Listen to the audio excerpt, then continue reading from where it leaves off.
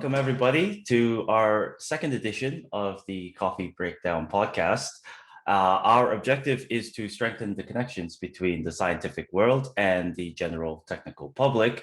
And our belief is that the expression of the more creative and human side is crucial in achieving that connection.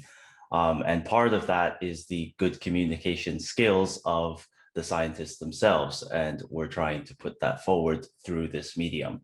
Now, keep in mind, it's a learning process, not just for those who are listening, but also for myself and the guests that are involved in this podcast.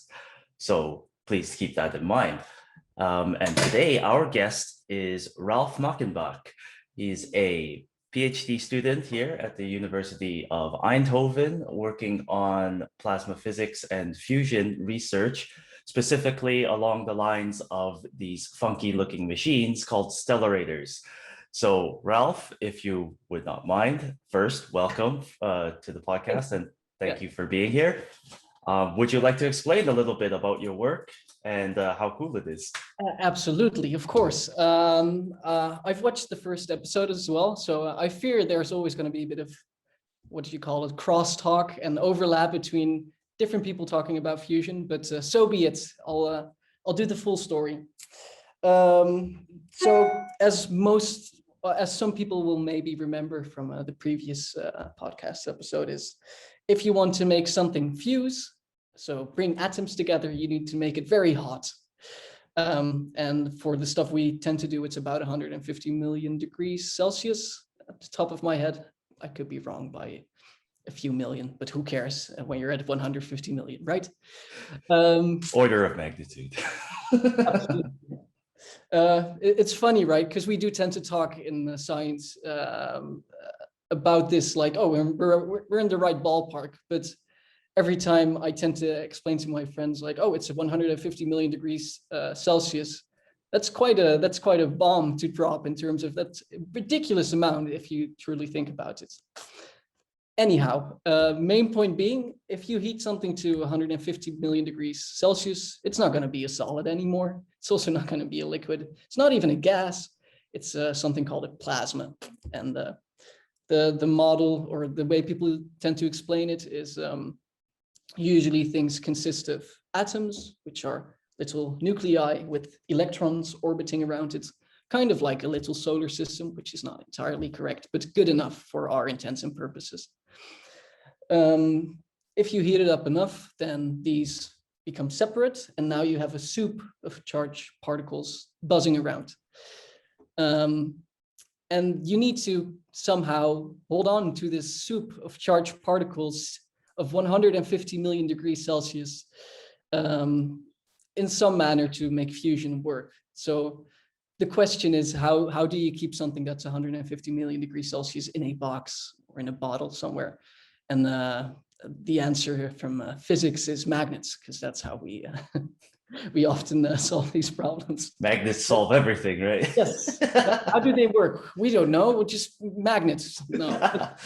We of course do understand why, and we have a good idea. Well, magnets are indeed the solution, and you really don't need that much know-how to kind of get an intuition on why they are the solution. Like for me, I just need to think back to my high school math, where we'd draw like the trajectory of a charged particle in a magnetic field, and you would do something like, okay, the magnetic field is pointing in the paper, and then you would have a charged particle flying around one of these magnetic field lines. And that's really all you need to know. Charged particles tend to fly around magnetic field lines, and the stronger the magnetic field is, the more closely it follows that magnetic field line. They're kind of like, what would you call it? Beads on a necklace, right? These charged particles stick like beads on a necklace. Okay, so that's how you can make sure that it sticks to something. You can confine it in space, but you don't want these particles to fly off at either end, right? So if you make the necklace then bite in its own tail, voila, now it'll just buzz around this circle for some time. Of course, one magnetic field line is not enough. You need a volume of plasma. And that brings us almost to the first concept called the tokamak, which is a great jumping point to go to stellerators. But I'm sure you've heard this story a million times as well, Aaron. But I do think it's important to kind of go through that loop of building it up, because it really isn't, in essence, that complicated. It's just a lot of things on top of each other, which makes it hard. Well, yes, exactly. And I think that this is a good point to sort of tie back also to Michele's discussion of the particle transport, right? So if we have these magnetic fields that are confining plasmas, as you say, why would we expect the particles to ever leave, right? Yes. So there are Brilliant. many mechanisms for that, and maybe you have some insights there, right? Yeah, brilliant. So I painted a very, what would you call it? A rough picture of what's happening. Namely, I said that these particles stick to magnetic field lines like beads on a necklace. That's not entirely true, of course, because they do have this little orbit they make around magnetic field lines. And it so turns out that while it's doing this orbit, it's not only feeling the effects from this one magnetic field, but also the ones around it. And because of a multitude of effects, which is also interesting to go into detail on, but I don't think it's very enlightening, then they don't really stick to one magnetic field line anymore per se, but they tend to drift, and they can drift towards the wall of your reactor. And that's a problem. And there is a solution here. Namely, I talked about this necklace having to take the long way around.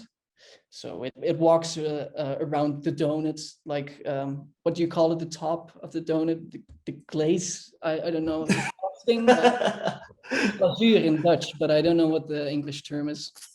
Oh yeah, the glazing, yeah. Glazing, okay. Yeah, yes. The glazing, yeah. So the glazing takes the long path around, like I sketched the rough picture of what these magnetic field lines do. That's not enough. Then you have these drifts and everything becomes unstable and particles fly out towards the wall. You also need to take the short path around the donut. So chunky donut, this is the long path, this is the short path. So if you add those two components up, short path plus long path, you get some kind of helical path around this donut, some kind of weird twisty path. And there's two ways to achieve this. This is called a rotational transform, because we like to give fancy names to things, but it's just twisty fields. If you ever hear rotational transfer or safety factor even, think twisty. So the way, one way to achieve this is, again, think really hard about your high school physics. If you have a current somewhere, right-hand rule, then there is a magnetic field going around it. So if you can drive a current through this donut, with all these magnetic field lines going about, you can also have a component that's looping that way around. You add up these two terms, the long way around and the short turnaround, and you have this windy factor now. So that's one way of achieving it. But, and this is where we slowly start to make a distinction between tokamaks, which I'm a big tokamak fan, by the way. That's surprising to hear, actually, personally. But I am a big fan, but I'm a bigger fan of the stellarator. no, okay. Now it all ties together. So would you care to explain a bit about the stellerators that you're working with? Yeah. I'm getting there. You're getting there. Okay, sorry to interrupt. Yes, it's a long story. I've often told this to friends as well, who are not in the field or even not in the technical field. It always takes about 15 minutes. Let me turn off my notifications real quick. Otherwise, you might hear blinks and beeps all through the podcast, which is not great.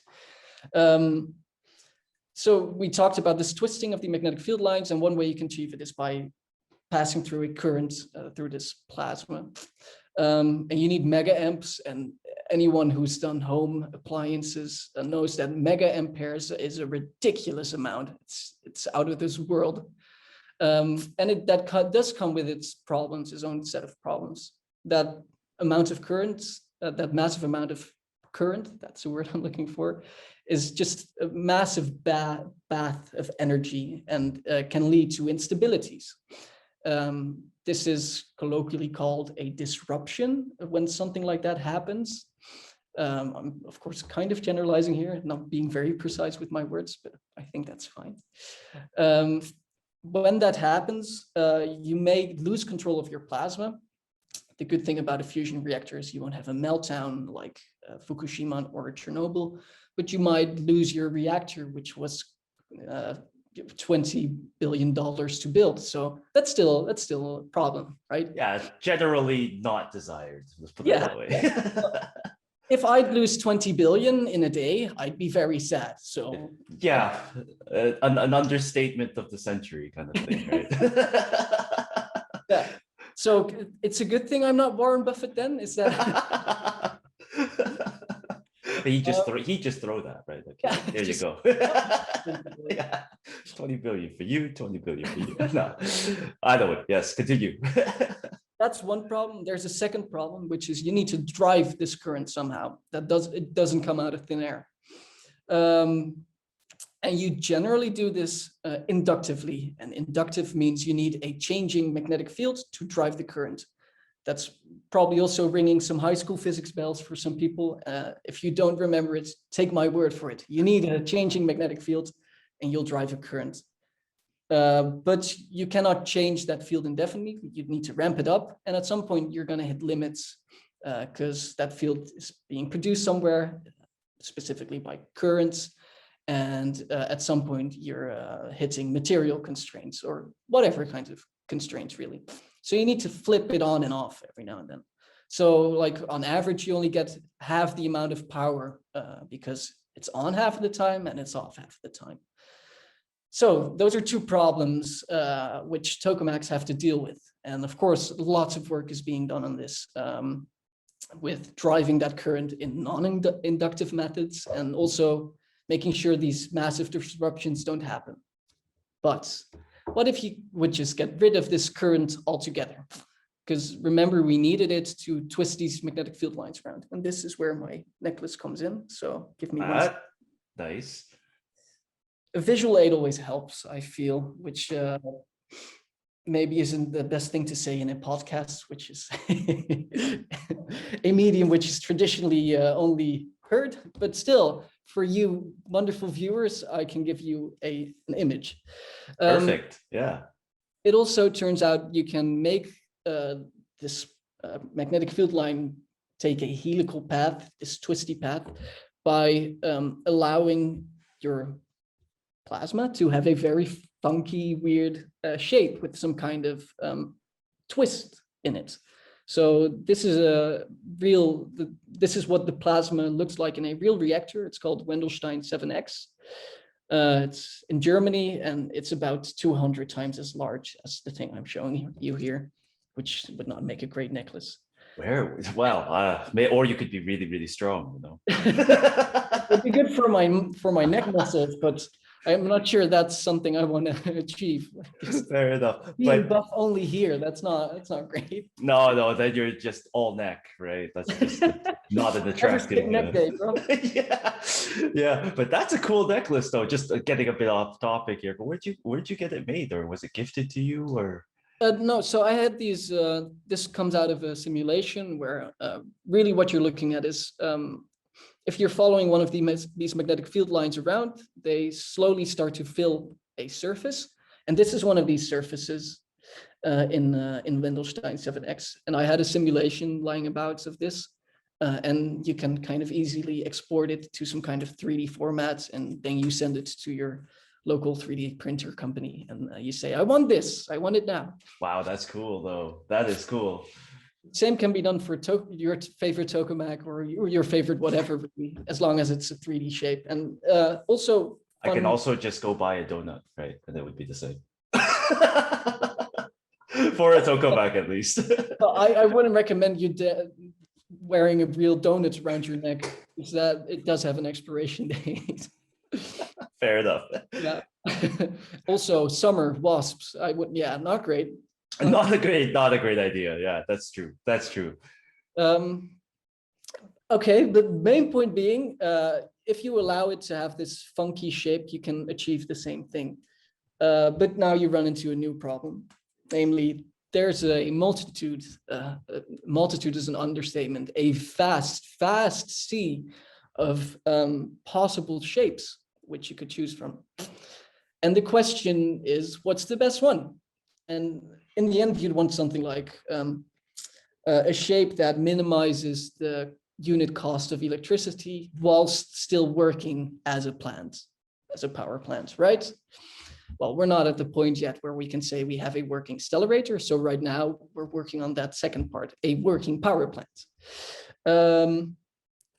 And then I'll slowly pivot to my research, unless there's a fun sidebar you want to make here before. No, absolutely. This is the main point that we're trying to get to, a showcase of what you do. Driving the point home. Okay. So in these reactors, you generally don't want the heat to leak out too quickly. And the reason is quite intuitive. If it leaks out too quickly, you'd have to pump in a lot more energy to keep it at that high temperature, right? So if you can make it hold on to the heat better, it's easier to make all of this work. And there's really 3 channels of heat loss in one of these devices.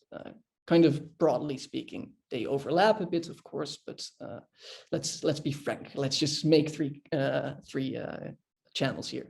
The first one is called diffuse transport, and I like to make an analogy here. And the analogy is: get a glass of water and get a drop of ink, and you just let the ink drop into the water, and you'd slowly see this ink diffuse outwards.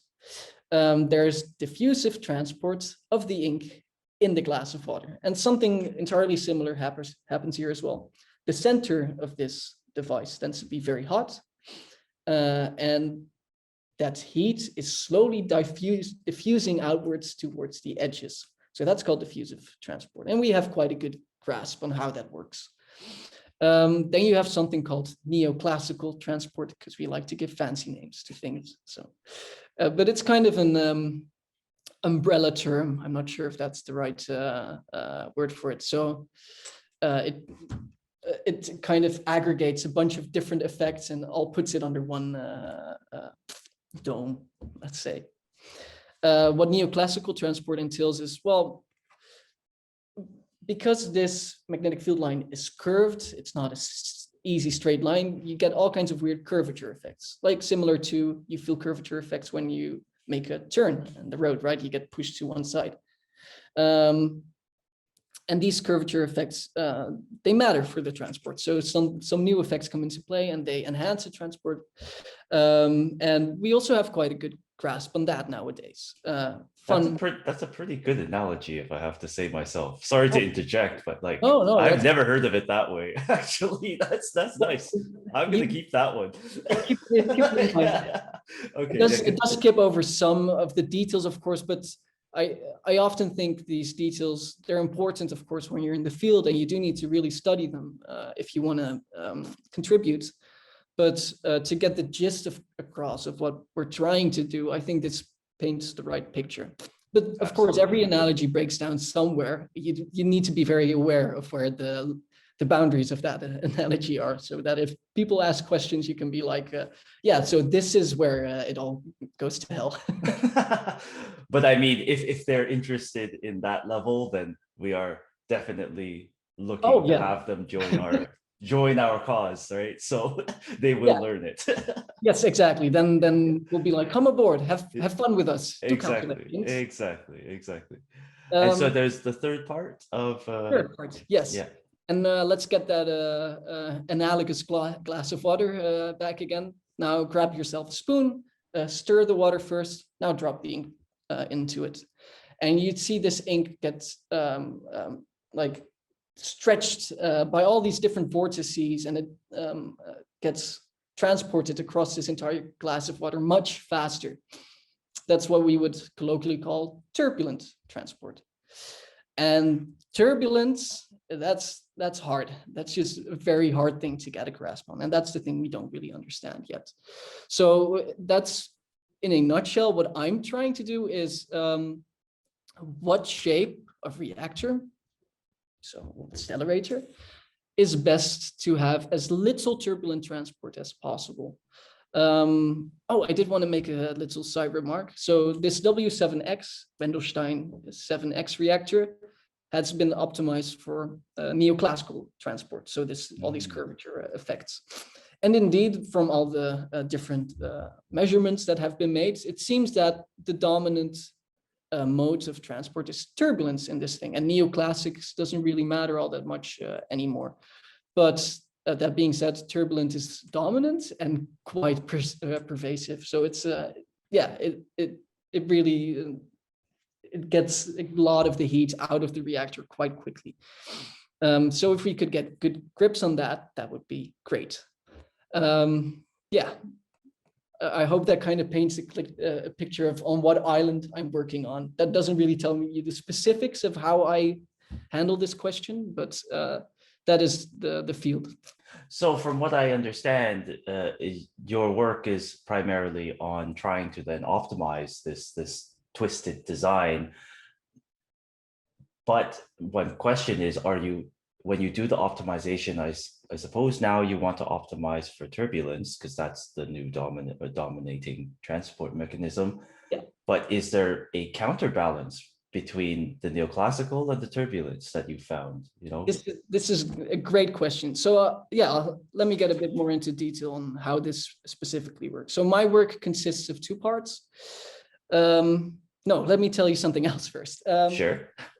A great question people often ask is, okay, so how do you know turbulence is dominant, and can you even model such a thing then if it's so complicated? And the answer is yes, we can. We know like the underlying equations of this, and you can throw them on a computer and they'll solve these equations. And indeed, we see all these different turbulent effects come into play.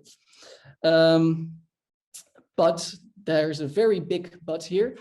Those computations, they are very expensive. So they're about 1 million CPU hours. If that, I don't know if anybody here has like a rough estimate of what that means, but on your laptop, you would have to wait roughly 1 million years before it's done with its simulation. 1 million hours. Sorry, yeah, 1 million hours. I mean, not 1 million years. 1 million years and 1 million hours feels about the same when you're talking at those numbers, right? Close enough. Order of magnitude. So yeah, you'd have to wait 1 million hours on your laptop. So obviously we don't do this on our laptops. We use supercomputers. And these simulations have been done. It's just if you want to use an optimization, you'd have to do loads of these runs, another factors of hundreds or thousands or tens of thousands.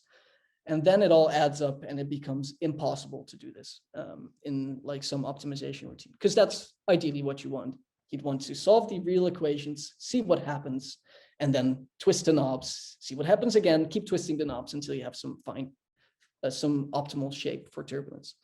That's just impossible. So we need to get a better grasp on turbulence in a way that's feasible.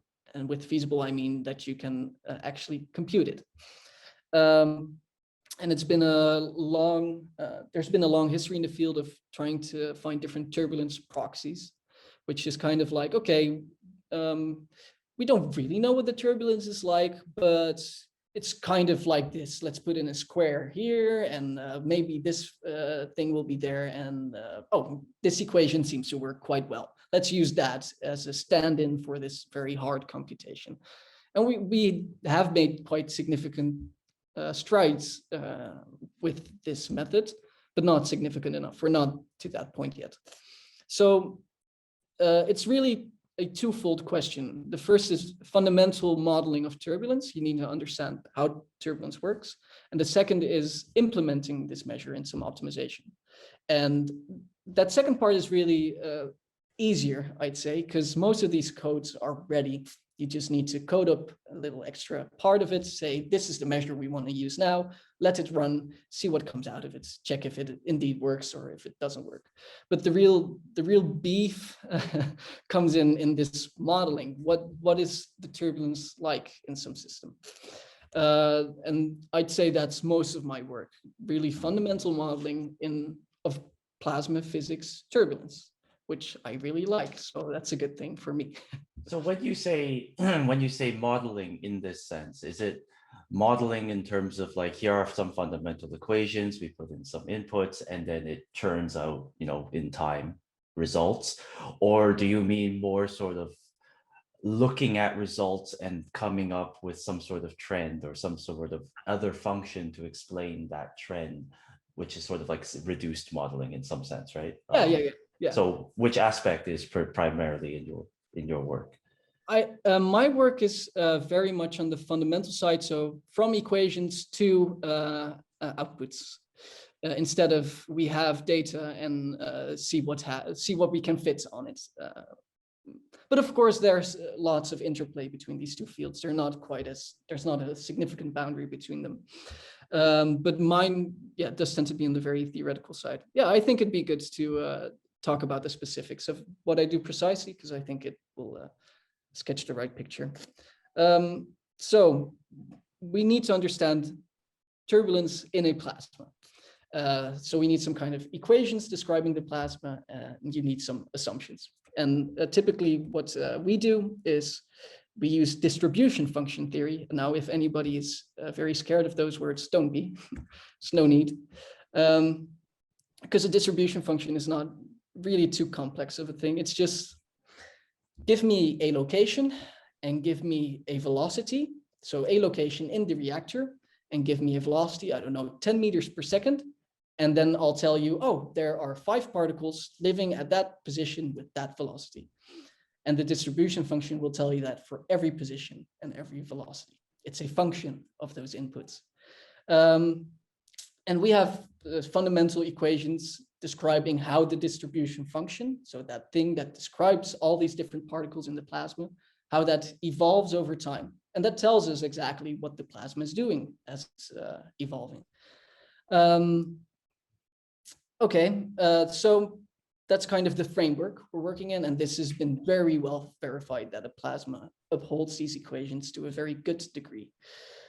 You can kind of think about what these equations do. What it does is it takes a first distribution function, an initial one, and then it poops out a bunch of other ones, an entire set of distribution functions which are accessible in some sense by this equation. So a good example of one that isn't accessible is I start out with a bunch of particles, and in a very small time, like, I don't know, let's say a nanosecond, they are all gone all of a sudden, right? That doesn't happen. We don't have particles popping in or out of existence in our equations. Maybe there's a quantum physicist watching who gets angry, but yeah, We'll let them leave something in the comments. Thoughts below. Yeah. Okay, so that's something that can't happen. There's only a restricted amount of distribution functions it can become. You can also assign an energy to each distribution function. And what that is just the sum of the energy of all the particles in the system. So you just take one and see, oh, this is energy 5 in some units. This one has 10. Okay, add them all up, see what comes out of it. Okay, then you can ask an interesting question. Let's make a table of all these different distribution functions on one side, and let's put the energy on the other side. You know where you started, that had some energy, and there's one with the lowest energy associated with it, which is not 0 in our equation. That's an important note to make. And why it isn't 0 is exactly because of what I said, that you cannot become 0, like no particles all of a sudden. There's a constraint on this set of distribution functions. If I'm getting too technical or woozy, intervene, please. No worries. I'm still enjoying the discussion. Still following. So fantastic. So you have a point where you start, which had an energy associated with it, and a lowest energy. There's a difference between these two. And that's what we call available energy. And it's literally what that means is literally what it means. It's the energy that is available to the plasma to drive instabilities. And we expect to drive turbulence. So my work is mostly on calculating this available energy in different configurations, because it turns out these equations are very hard. But this concept of available energy is kind of like, it helps us see through this massive maze. And it's turning out, you'd have to be very careful, of course, as I've learned throughout my research as well so far. You'd have to, yeah, it's turning out to be very useful as a measure. So to bring that point back to this optimization, instead of calculating the turbulence, you would now calculate the available energy and try to minimize that. So I hope that paints a picture of. That's so. I would like to ask a few questions about the method, because absolutely, it seems very interesting that you would want to have. So you calculate this ground state, which is effectively the resting position. Like if it was in that state, there's just no other easier state for it to be in, so it stays there. Nothing is happening if it's in the ground state. Then it's just a very boring plasma, which is what we'd like. Right. We want it to be boring. Well, indeed, exactly, because we wanted to keep doing the same thing over and over and over to infinity, right? So indeed, exciting plasmas are sort of troublesome. Just like kids, I guess. I'm not there yet, but let me report back in 10 years. Yeah. Well, people, let's say. People, yes. Exciting people tend to be troublesome. But in that sense, if you calculate the available energy, so how different your current state is from that ground state. Yes. Let's assume that you know both of them, the energy is available in both of them. Wouldn't the ground state simply be no plasma? Like, I mean, how would you ever have a ground state that is not just nothing? Excellent question. And this kind of hinges on your assumption of what are the fundamental equations describing this plasma. And we assume something called the Vlasov equation, for anyone who wants to Google it, Wikipedia it. And what the Vlasov equation assumes is that this distribution function is not affected by what we call sources or sinks. Sources are sources of particles or energy, and sinks are sinks of particles and energies. Quite intuitive names. Mm-hmm. So it's only evolving by itself, let's say. It's only feeling the effect of its own thing and not external inputs pushing and shoving it around. And it's a great question to ask, how relevant is that to a plasma? It turns out that this Vlasov equation can be really quite relevant. And that has something to do that when you're at 150 million degrees, you don't feel much of particles which are moving much slower. You only feel much effects of other particles which are at 150 million degrees. And even those effects are really small. But yeah, in the end, a real model does have these sources and sinks because there's fusion happening, right? Mm-hmm. So that's a source of energy which is driving this reactor and also keeping this plasma there. But paradoxically, this equation with no sources and sinks turns out to model it quite well, really, really quite well. Okay. So then if you remove the sources and sinks of energy in this thing, you can sort of tack them on later. So you compute your ground state and then that modifies based on. They're not tacked on. They're never tacked on. We just never tacked on. We keep them zero, and with this equation we can get quite far. Okay. But the question still remains that, well, isn't your ground state simply going to be flat, like no plasma effectively, or at least a very uniform low level of plasma? Yeah, so great question again. If you have no sources and sinks, then these particles cannot all of a sudden leave the system, right? Because that'd be a sink of particles. Okay. So even the edge, let's say quote unquote edge of the plasma, is not a sink. So nothing. It's really a closed system. Yes, it's exactly, that's the right word. It's a closed system, and that puts constraints on these distribution functions, and those constraints turn out to be very helpful in calculating this ground state.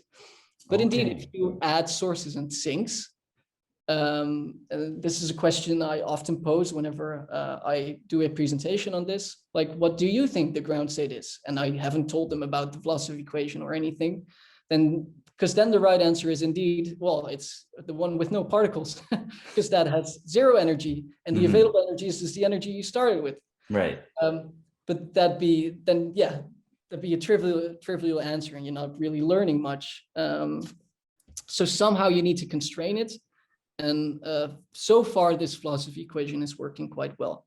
But would you be able to say that effectively in this system, the source and sink would be just like the added source and sink would just be the opposite of the natural sink, which would be things leaving?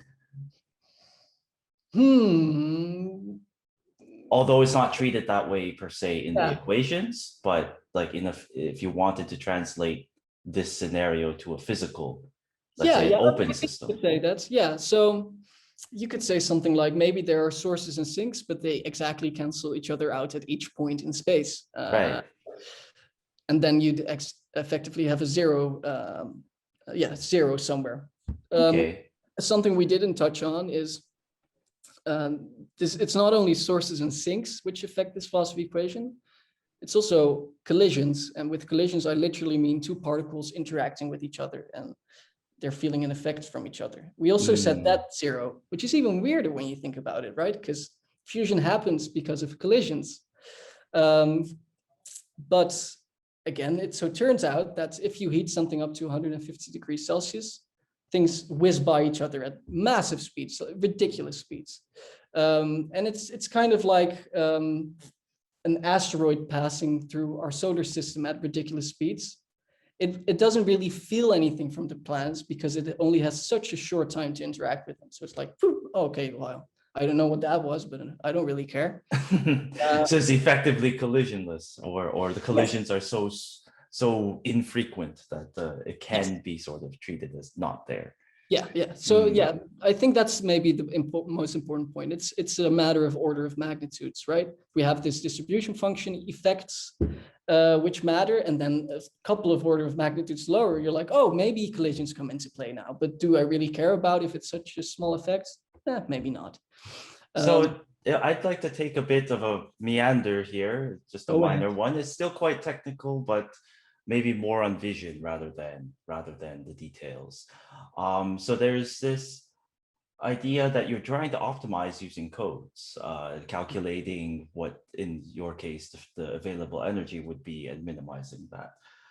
There's sort of the other side of the fusion field, which is the experimental side, where people sort of optimize by trial and error. They know their machine, they throw in some inputs, see what comes out, what plasmas are actually generated, and through those trends, slowly reach an optimum. And there are probably pros and cons to either, but are there specifics about stellerators or how this geometry works that kind of excludes that sort of experimental optimization? Or can your work benefit also from having that in a sense? So it is a back and forth. The main problem with indeed this experimental optimization in the space of all stellerators is that the space is exceedingly massive. So the moment you stick to a design, something like this, you have a 5-fold symmetry here, meaning if I turn it by a fifth, it looks the same. And you're already pretty much set on what the shape of the plasma is. You only have a very limited amount of knobs to turn. You can maybe make it a bit wonkier or maybe a bit smoother and see what happens. But that's not really veering out of this very small part of your space of stellerators. You're still in this very small confined regime, whereas you'd really want to see more of this massive C. You want to see what the optimal shape is. Maybe it's 6-fold. If you want to build a 6-fold reactor, I need to get another funding round of a few billion. So that's a problem. I see. Okay. But it is a good question because in the end, my work and everyone's work falls to the grace of lives by the grace of I forget the expression. If there is an experiment which shows me that the things I'm doing are not worthwhile, I'm screwed. That's it. Right. Experiment. There's this thing called reality, right? Yes, exactly. How dare So you? I could be making the most pretty models, whatever that means, Mhm. and the best equations out there. Is if they don't tell me anything about real reactors, it doesn't. I'm not doing anything useful. But then that begs the question, at least from my question to you, is do you see an end goal or application of the work you're doing that is actually going to have, maybe not the greatest impact of all time, but something tangible at the end? Yeah. So for sure. So I like to think of codes and simulations as kind of a ground in between these two, like the real experimental side and the theory side. Why is that? Because you can run a code and see if it does the same thing as an experiment, and then you gain confidence that there is some kind of link between the two, right? Mm-hmm. That if I twist the knobs here, I expect something similar to come out here, and you do it, and indeed, oh, it looks kind of similar. You gain confidence in both. And then on the theory side, you can not only compare it to experiments, but then also to simulations, because you know that they're going to match reality quite well. So this is the first work I've been doing, which is comparing against simulations of different devices, this available energy. And typically we compare it against something called the heat flux. And the heat flux is like how quickly heat is leaving the plasma. Mm-hmm. So we've calculated the available energy for this simulation, let's say. So it has some input parameters. We calculate the available energy from this input parameters, and we let the simulation run, and we look at heat flux on one axis, available energy on the other, and we see that they're really quite well correlated. Okay. And these simulations, they are benchmarked against real devices. So they even are simulations of real devices, only with maybe some set of parameters which are not quite physically achievable. But Mm-hmm. we've tested them enough to know that no, well, they should be very close to reality. And there we did indeed see that they're quite closely matched. So I'd say that's like a good verification between theory and close to experiment, not quite there yet. The next step would indeed be twofold, which is something like these devices, you can, again, twist a bunch of knobs, maybe make it a bit smoother, make it more jagged, who knows? And you could calculate what is the available energy for these for this configuration. And within this smaller subset of stellerators, so like shape is kind of fixed, but we can twist a few knobs, you could then try to find something which minimizes available energy. And if we then indeed see, oh, it's very stable, and we now have a boring plasma, that'd be really more of an experimental verification. So you can go both ways with this. And the optimization route is, of course, just let the optimization run and do a simulation of this new device, because that's how you first gain confidence, right? Before you spend your billions of euros, dollars, whatever, on a new device, let's just check if it works in a simulation as well, because we have quite some confidence in that already. Mm-hmm, mm-hmm. So I hope that kind of answers the question. No, absolutely. It brings to the point that you've already tested sort of this idea of minimizing available energy against known experiments, against known scenarios, and it shows correlations and gives you confidence that this methodology will have, tangible conclusions, or at least, goals or conclusions at the end that can be used to optimize experiments. That's very, very good to hear, actually. So it's not simply just chasing dreams. No, exactly. So this was the most maybe one of the most exciting parts of research so far, because that was kind of the question that was lingering in the air. So I should always stress, so I'm a PhD student, and you never work alone in the field of science. You almost never work alone. So this work builds on previous work by a professor called Per Helander, who's at Wendelstein 7X, which I already showed you a couple of times. And I'm working under supervision of Josephine Prolle. So she's also seeing me work on this daily. And the main question all three of us had is what we're doing useful?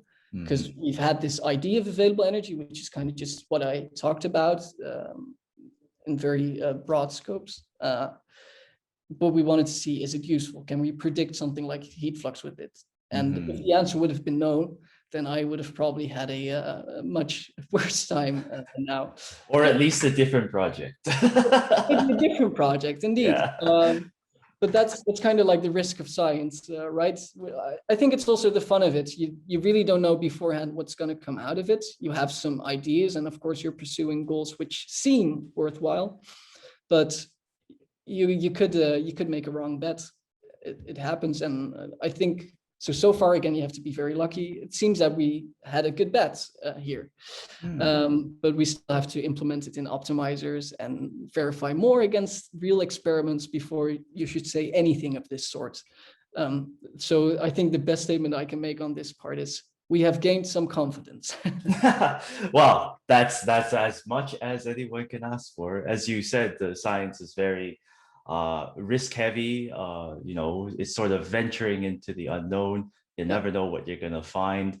And I guess this is a good segue, because I would like to ask to you, someone who is sort of in the journey, starting the journey of the scientific process, what is your opinion about these sorts of uncertainties or risks in your research, and maybe the application or applicability of your research? Are these things that you think about, worry about, or Yes, do you just, or is your character simply like, I like to try, who cares what happens, right? Yeah, I do think I'm a bit of a risk lover, so I do like to take on these projects. They're fun, but there is of course the the fear of it just all breaking down, which would not be a good feeling at all. But yeah, no, that's kind of the way of science in general. I think just maybe way generalizing here, but you take on these projects and they're a bust or they're a success, and you don't know beforehand. And that's kind of the fun of it. You end up learning something either way. The thing that I've seen so far, which I think could be better, is we do tend to have a bit of a bias towards success stories, right? Which is, if you're going to publish results, if they're good and they're going to be in a great journal, most likely. But you may also get very shit results, which just tend to not work, and maybe they won't even get published. I do think that's too bad, because one, it could stop other people from going down that path, because you've shown it to be not worthwhile. And second, it's just as big a part of the story as the success stories are, right? I think it'd be good to hear more about all the failures happening all around, because I'll be honest, I've been smashing my head against the wall since I started, and most of the things I tried went nowhere. But I did learn lots of things incrementally along the way, and that kind of snowballed into something where, oh, maybe this works, and that did end up working, and you can iterate faster and faster because you have all this previous knowledge. Absolutely, I agree with your point entirely, that we need to not showcase in terms of like, make a big show out of it, but at least communicate also the failures of different efforts, not to shame anybody, but just to say, hey, by the way, we tried this and it was an interesting idea, or maybe we did it wrong. Maybe we used the wrong method or the wrong, calculations, the wrong equations. But the idea stands, but it didn't work. And then maybe someone can then take that information and say, but like they should have done this. Why don't I try it with this instead? And then it works, right? But if you never told anyone you tried in the first place, that gets right? lost, right? Completely. So I agree with you completely there. One of the questions I have is that how do you think is the best way to actually communicate those, right? Is it simply you have to keep talking to everybody you know, or would you see a forum being useful for that kind of discussion? Great question, which I honestly don't know a good answer to. In your opinion, what would no. you think is effective, right? Honestly, it'd be nice to see. Well, it's not like failures don't get reported at all. Of course, you do have, if there's much weight to these experiments or different things being tried, then it will get reported and it'll get published somewhere and you can read about it. But I guess for each one of those, you can have 20 which were less worthwhile, which don't get any attention and won't be published at all. It'd be nice to just make it more of a standard to indeed either really publish this, because it does add, I think, to the community, to the knowledge of in general that something isn't worthwhile, or indeed something like just document it somewhere. We have archive these days, which is a great place to put any research really. So if it's well documented research and you've done all of it, we have more and more options available these days to actually get it out there. So maybe I'm complaining about a point which is already slowly being solved.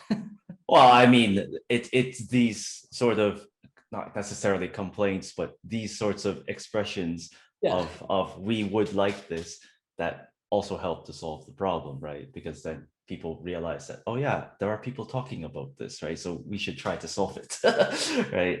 Which is I'd part love of to it. see it like a title in a journal somewhere, which is like the utter failure of experiment X. It'd be great to read that instead of it's always like all these titles are quite hopeful and technical, of course, as well. It's like the relation between this and that, and we find indeed it is quite well correlated. Instead of, well, we tried it and it's utter shit. That would be a very honest reporting, which would Yes. actually be very nice in some cases, right? Yeah, within limits, of course. I'm not condoning an entire journal filled with cuss words only. No, but like normally these types titles like this may exist, but they're sort of parody articles or some sort of in a parody journal. Yes. Right? Yeah. Which is unfortunate, because sometimes those titles are like, when I read it, I want to read this. Like, I want to see exactly what they qualify as an utter failure. Right? So somebody I follow on Twitter, I forgot her name. She's a famous Dutch science communicator in mathematics. okay. She had a small article in the Volkskrant, I believe, which was about a peer review round she was going through. And one of the reviewers said, I found it too enjoyable to read, or something along those lines. Like it was too easy, like it was a book or something. Okay. Yeah, we wouldn't want people having reading papers for fun who would do something like that. Yeah, exactly. Like, why make it readable when you can make it yeah. What's the point? Yeah, exactly. Why publish it if you can read it? No jargon. It needs to be illegible. Yeah, exactly. And then just random symbols and equations that are too long for the page. That's also what we need. Graphs with strange colors and no legends and no titles. Perfect. That's how I like my papers. Yeah. No, but if for indeed the sort of communication issues, we're joking, of course, with these sorts of things, but sometimes they do appear in that way in our articles. So it is important to make note of these facts and slowly try to say, hey, communication is actually the most important. Good results are, of course, great. Meaningful results are better, so they don't have to be successes. But then communicating that properly, what were the boundary conditions on this study? What were the assumptions being made during the study, or the assumptions being made during the analysis? These types of things, I think, don't normally, well, they do, but less than we would want get placed into these articles. They sort of get washed away, or sort of saying, we followed this example, or this is standard in our analysis field. but then it's not discussed. Yeah. Right? So I do agree with that. Like, I do think that, of course, the standard of practice is really high for all these to get published in most journals. And you do need to be very precise, otherwise you'll get murdered in peer review, which is good. That's exactly what we want and should expect from science. But I do agree with that.